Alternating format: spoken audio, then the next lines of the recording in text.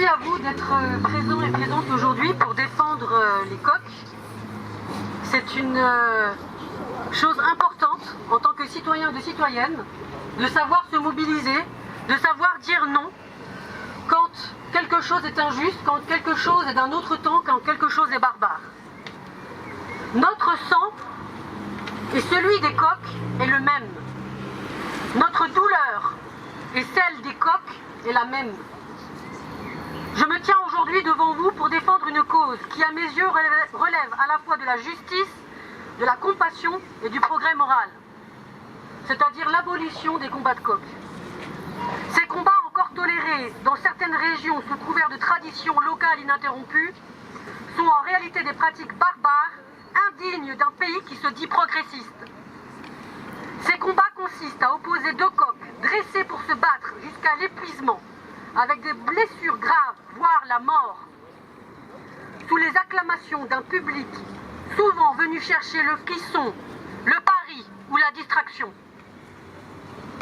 Peut-on vraiment appeler culture ce qui repose sur la souffrance d'un être vivant?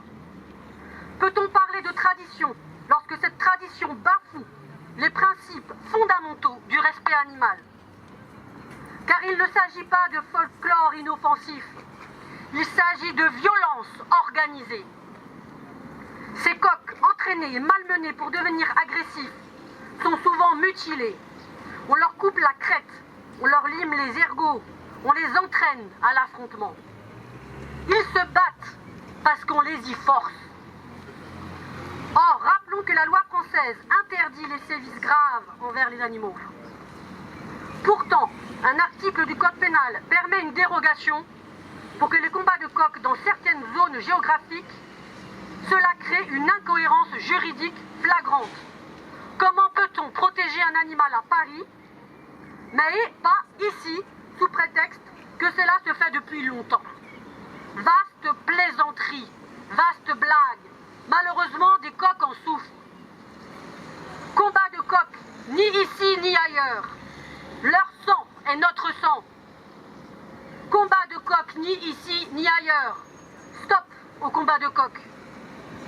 Cette exception est absurde.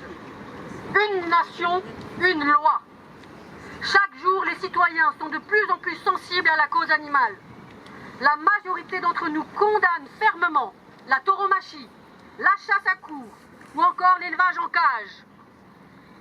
Alors pourquoi continuer à fermer les yeux sur ces arènes improvisées où les animaux se déchirent pour leur seul divertissement?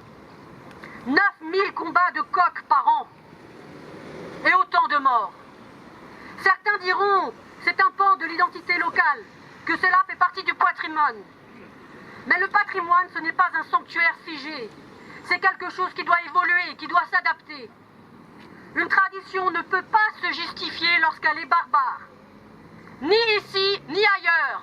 Stop au combat de coqs. Nous avons une responsabilité morale envers les êtres sensibles. Refuser cette responsabilité, c'est choisir la brutalité plutôt que l'humanité. C'est refuser de progresser. Aujourd'hui, je vous appelle à dire non à cette hypocrisie législative. Je vous appelle à faire pression sur vos élus, à exiger que la loi protège réellement les animaux. Partout sur notre territoire, avec le parti animaliste, nous nous dressons et nous nous dresserons toujours contre les souffrances faites aux animaux.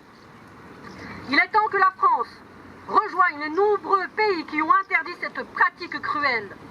Il est temps que nous soyons cohérents avec les valeurs que nous prétendons défendre. Le respect, la dignité et la compassion. Abolissons les combats de coqs définitivement. Combat de coqs, abolition. Combat de coqs, abolition. Combat de coqs, abolition. Combat de coqs, abolition. Combat de coqs.